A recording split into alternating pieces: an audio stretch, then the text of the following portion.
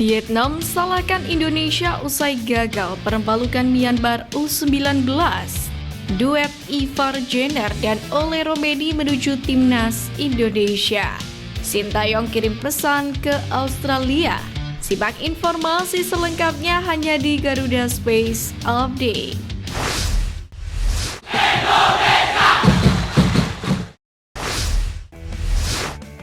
Media Vietnam The 24/7 menyalahkan Indonesia sebagai tuan rumah Piala AFF U19 2024 setelah timnas Vietnam U19 gagal menang atas Myanmar di laga perdana grup B yang digelar di Stadion Gelora 10 November. The 24/7 menyalahkan penyelenggara karena tidak menyalakan lampu stadion secara maksimal di laga tersebut. Sementara itu lampu di bagian lain tidak, karena itu ketika bola berada di bagian tengah lapangan, tidak terpantau jelas oleh pemain maupun kamera yang menyorot jalannya pertandingan. Sebelumnya, The 24/7 juga mengkritisi Stadion Gelora Bung Tomo yang jaraknya tidak jauh dari tempat pembuangan akhir. Media itu menyebut kerap muncul bau tidak sedap di area stadion. Kapten Australia Marcus James Ionis mengaku punya siasat saat menghadapi panasnya Surabaya di laga lawan Laos. Terbukti pada laga tersebut, The Young Socceroos berhasil meraih kemenangan 6-0. James Ionis sendiri menyebut berhasil memanfaatkan waktu cooling break untuk mengatasi rasa panas selama pertandingan. Selain membagikan soal siasat mengatasi panasnya Surabaya, Marcus Ionis juga mengaku terkejut dengan adanya pohon di Stadion Gelora 10 November. Satu di antara keunikan Stadion Gelora 10 November adalah adanya pohon di tengah-tengah tribun. Pohon aksana yang ada di venue tersebut menambah kerindangan saat menonton. Menariknya, pemain berusia 18 tahun ini mengaku sangat menikmati waktunya di Indonesia sejauh ini. James Ionis mengaku kagum dengan keramahan masyarakat Surabaya menyambutnya meski berstatus sebagai lawan. Pelatih timnas Indonesia Sintayong akan kembali ke Indonesia tanggal 12 Agustus 2024. Hal tersebut ia ungkapkan dalam sebuah wawancara bersama YouTuber Lee Kyung-gyu. Selama di Korea Selatan, Sintayong sendiri sempat sakit dan harus menjalani operasi selama 6 jam. Hal itulah yang membuat sang pelatih terlihat kurus. Meskipun tengah berada di kampung halamannya, namun Sintayong mengaku tak bisa lepas dari tanggung jawabnya sebagai pelatih timnas Indonesia. Bahkan saat menjalani masa pemulihan sakit, Sintayong dikabarkan tetap memantau perkembangan timnas Indonesia dan memikirkan strategi untuk putaran selanjutnya. Dua pemain keturunan Ivar Jenner dan Ole Romeni akhirnya main bersama di laga FC Utrecht versus Al Rayyan yang berlangsung di Sportpark Ellingwijk, Utrecht, Belanda. Bermain selama 45 menit, Ivar Jenner muncul sebagai katalisator tim. Ia pelan-pelan menunjukkan dirinya layak menjadi personal reguler di tim utama FC Utrecht. Sementara itu, kepercayaan yang diberikan pelatih FC Utrecht dibayar tuntas oleh Ole Romeni. Mental sebagai winger kanan, pemain 24 tahun ini mengemas 1 gol dan 1 assist. Alhasil FC Utrecht menang 4-1 atas Al Rayyan. Tampil memukau di masa pramusim membuat Ole Romeni berpeluang menjadi penyerang reguler di tim utama FC Utrecht pada musim 2024-2025. Ia tentu ingin memperbaiki catatan buruknya di musim 2023-2024. Sekarang satu harapannya, Ole Romeni segera luluh hatinya dan mau membela timnas Indonesia. Kehadiran Ole Romeni dibutuhkan untuk menambah daya gedor skuad Garuda di babak ketiga kualifikasi Piala Dunia Zona Asia. Calon kiper timnas Indonesia Martin Paes terus tampil gemilang bersama FC Dallas dan berhasil membawa klubnya menjuarai Copa Tejas 2024. Kompetisi ini melibatkan tim-tim dari Texas, Amerika Serikat.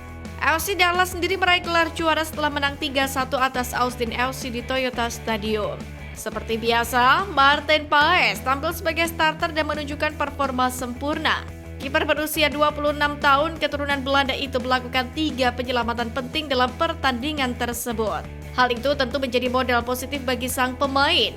PSSI dan pihak terkait pun masih berupaya agar Paes bisa mengubah asosiasi dari KNVB Belanda ke PSSI demi bisa memperkuat skuad Garuda, tepatnya pada September mendatang.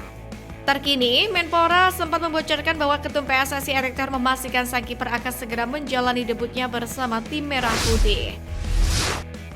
Sintayong memiliki pengalaman positif saat memimpin timnas Indonesia U23 melawan Australia di Piala Asia U23 2024. Meski demikian, juru taktik asal Korea Selatan itu enggan sesumbar jelang tim senior menghadapi Socceroos di kualifikasi Piala Dunia 2026 Zona Asia. Apalagi timnas Indonesia juga sempat menelan kekalahan atas Australia dengan skor 0-4 dalam babak 16 besar Piala Asia 2023 lalu. Meski enggan meninggi, Sintayong mengungkapkan bahwa timnas Indonesia sejatinya di atas kertas tidak kalah jauh dibandingkan tim asuhan Graham Arnold. Salah satu aspek yang dinilai seimbang adalah postur pemain.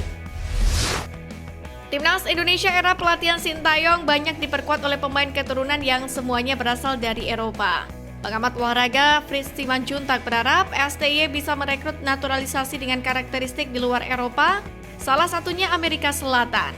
Menurut Fritz, timnas Indonesia saat ini memang mengalami peningkatan performa yang drastis. Namun gaya permainan Garuda dianggap sangat Eropa, di mana tak banyak pemain yang punya karakteristik Jogo Bonito. Selain karakteristik pemain dengan skill tinggi, Fritz juga menyebut timnas Indonesia butuh pemain yang berani dan cakap melakukan tembakan dari luar kotak penalti. Hal tersebut disebutnya akan menambah opsi bagi Garuda dalam mencetak gol. Fritz menjelaskan bahwa proyek naturalisasi yang dijalankan PSSI saat ini sah-sah saja. Asalkan federasi juga serius dalam meningkatkan mutu kompetisi domestik. Naturalisasi kan diizinkan FIFA, kenapa kita tidak gunakan? Begini loh, kualitas liga kita itu belum mampu untuk memproduksi banyak pemain dengan level tinggi untuk timnas Indonesia. Sambil membenahi kompetisi ya, saya pikir boleh-boleh saja federasi melakukan naturalisasi pemain, ujar Fritz Simanjuntak. Kemenangan timnas Indonesia U19 atas Filipina dengan skor 6-0 beberapa waktu lalu menambah rekor fantastis skuad Garuda Nusantara. Sejak 5 edisi terakhir, timnas Indonesia U19 selalu mencetak banyak gol ke gawang Filipina dengan total 31 gol dalam periode tersebut. Hal itu bermula ketika meraih kemenangan 7-0 di Piala AFF U19 2017.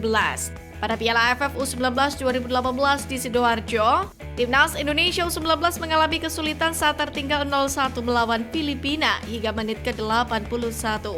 Namun dalam waktu singkat Indonesia berhasil membalikan keadaan dengan mencetak 4 gol cepat pada menit ke-82. Pada edisi 2019, timnas Indonesia U19 pun mengalahkan Filipina dengan skor telak, yakni 7-1. Timnas Indonesia U19 kembali menjamu Filipina dalam Piala AFF U19 2022 yang berlangsung di Jakarta serta Bekasi. Hasilnya, skuad asuhan Sintayong kala itu mengunci kemenangan dengan skor 5-1. Meski terkena kritikan oleh media Vietnam, salah satu keunikan Stadion Gelora 10 November adalah pepohonan rimbun di sekelilingnya, yang mana tetap ada untuk Piala AFF U19 2024 ini. Sempat beredar kabar pohon-pohon tersebut akan ditebang, namun Wali Kota Surabaya Edi Cahyadi mengklarifikasi bahwa AFF tidak mempermasalahkan keberadaan pohon-pohon itu. Faktanya, Stadion Gelora 10 November adalah salah satu dari sedikit stadion di Indonesia yang didesain khusus untuk sepak bola dengan bangunan berbentuk persegi panjang mengikuti lapangan. Stadion ini pernah menjadi tuan rumah pertandingan bersejarah, termasuk pertandingan Niak Mitra melawan Arsenal pada 16 Juni 1983 dan juga Persebaya Surabaya melawan PSV Eindhoven pada 1996. Sekian News Flash kali ini Sobat Garuda, mari terus dukung perjuangan timnas Indonesia. Nantikan News Flash edition dari Garuda Space selanjutnya. Terima kasih dan salam olahraga.